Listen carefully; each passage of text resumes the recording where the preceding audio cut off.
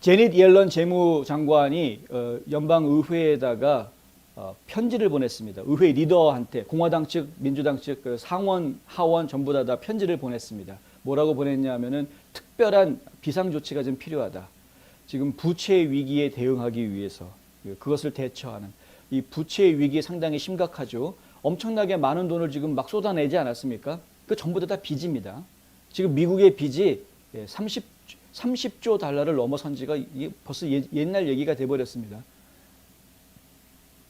이 빚을 어떻게 감당할 것이냐 하는 문제가 있는 것이죠. 미국이니까 그나마 이 정도 빚을 지구도 지금 버티고 있는 것인데 하여튼 그렇습니다. 2년 전에 의회에서는 2021년 7월 31일까지 그러니까 다음 주말까지 연방정부가 일정 수준의 국가부채를 부담하는 것을 금지하는 부채 상한제를 중단했습니다.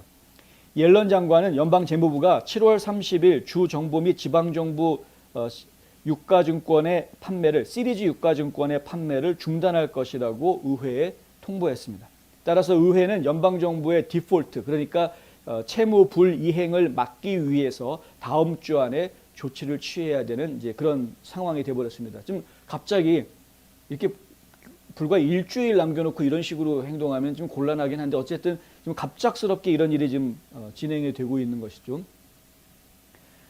낸시 펠로시 하원 의장에게 보낸 서한에서 옐런은 의회에 미국의 완전한 믿음과 신용을 최대한 빨리 보호하라라고 권고했습니다. 서한에서 옐런은 부채 한도를 늘리거나 중단한다고 해서 정부 지출이 증가하거나 향후 예산 제한에 대한 지출이 허가되는 것은 아니다. 그것은 단지 재무부가 이전에 제정된 지출에 대한 지출을 지불할 수 있도록 허용하는 것이다.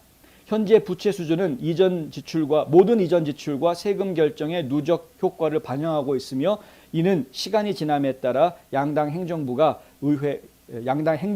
의회가 내린 결정이다. 양당의 행정부 그리고 양당의 행정부라는 거는 이제 트럼프 행정부, 바이든 행정부 둘 다 그런 결정을 내렸었다. 그리고 의회에서 상원, 하원 다 그런 결정을 내렸었다. 어떤 결정이었습니까? 코로나 팬데믹 때문에 일단 양적 완화를 실시하자라는 결정을 내렸던 것이죠. 그래서 상당히 많은 자금을 거의 3조 달러 이상의 돈을 시중에 풀지 않았습니까?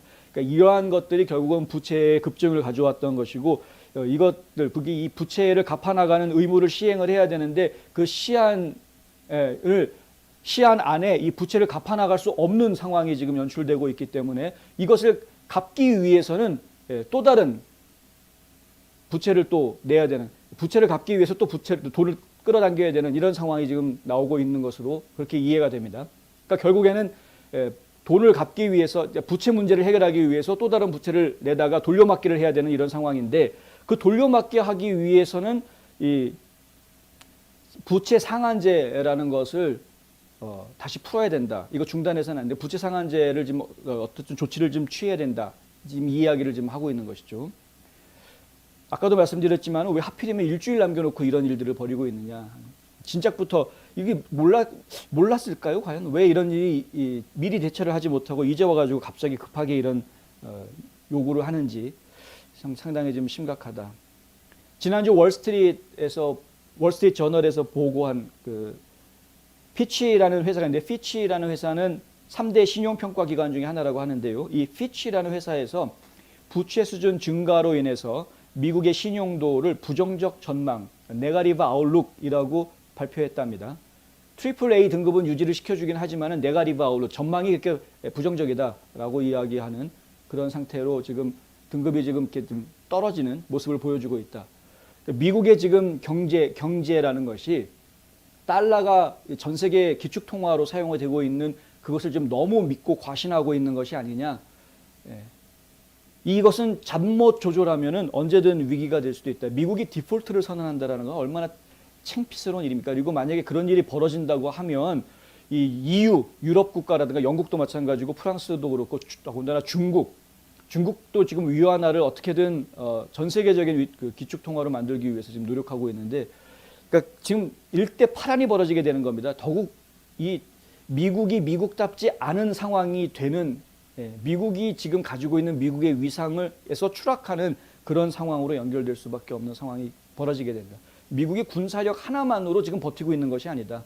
경제력이 상당히 중요한 부분을 차지하고 있는데 그 위상이 지금 흔들릴 수 있는 그런 상황이 지금 보이고 있다. 물론 이제 짧은 시간이라고는 하지만 어쨌든 일주일이면은 뭐 그 안에 의회에서 조치를 취할 것으로 생각이 됩니다만은, 근데 이렇게 지금 위기 상황으로 몰아가고 있는 상황에서도 여전히 바이든 행정부는 정신 못 차리고 계속해서 3조 5천억 달러의 패밀리 플랜 추진하고 있고 1조 달러의 또 인프라 플랜, 잡스 플랜이죠. 그거 추진하고 있으니 이게 또 4조 5천억 달러 규모의 돈을 또 지금 더 투자하겠다. 이것은 이제 국민들 세금으로 채워나가겠다. 이런 식으로 계획을 세우고 있긴 하지만 어쨌든 상당히 좀 염려스러운 부분들이 계속 이어지고 있다. 과연 미국의 경제 앞날에 이 드리워지고 있는 이 짙은 그림자를 국민들이 어떻게 받아들여야 할지 염려스럽기 짝이 없습니다.